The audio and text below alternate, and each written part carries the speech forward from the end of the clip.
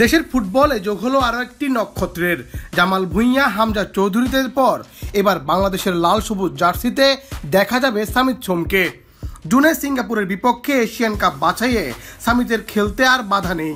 FIFA থেকে মিলেছে বাংলাদেশের হয়ে খেলার অনুমতি। ঢাকা স্টেডিয়ামে হামজা জামালদের সাথে লাল সবুজ জার্সিতে মাঠ মাতাবেন সামিতও। দেশের ফুটবলে বইছে গণজোয়ার, যেই জোয়ারে দেশের ফুটবলের চিত্রই বদলে গেছে। জামালকে দিয়ে শুরু, এরপরে অনেকে এসেছে। তবে হামজা আশায় যেন অন্যান্য দেশে থাকা বাংলাদেশি বংশোদ্ভূতদের দরজায় জোরে সোরেই কড়া নেড়েছে। তাই তো নতুন করে অনেকেই দেশের ফুটবলে নিজেকে নিয়োজিত রাখতে চান। হামজার পর লাল সবুজের জার্সিতে খেলবেন কানাডার হয়ে খেলা সামিত সোম।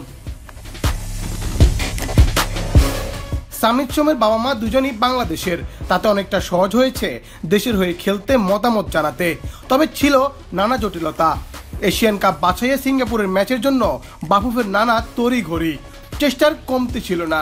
তবে জন্ম নিবন্ধন করাতে কিছুটা লেট হলে অনেকে আশা ছেড়ে দেয় সিঙ্গাপুরের ম্যাচে সামিতের খেলা নিয়ে।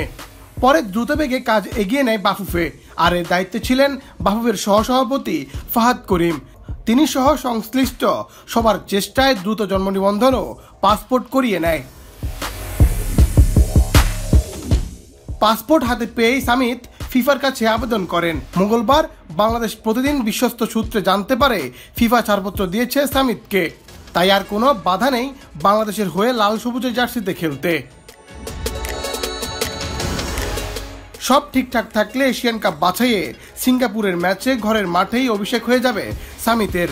দেশের সব ফুটবল ভক্তদের যেন আনন্দের শেষ নেই। হামজার মতো সামিতকেও রাজকীয় অভ্যর্থনা দিতে প্রস্তুত বাংলাদেশের ফুটবল প্রেমীরা, যেই ফুটবলকে পুনর্জন্ম দিয়েছে জামাল, হামজা, সামিতরা। মুন্না চন্দ্র দাস, বাংলাদেশ প্রতিদিন।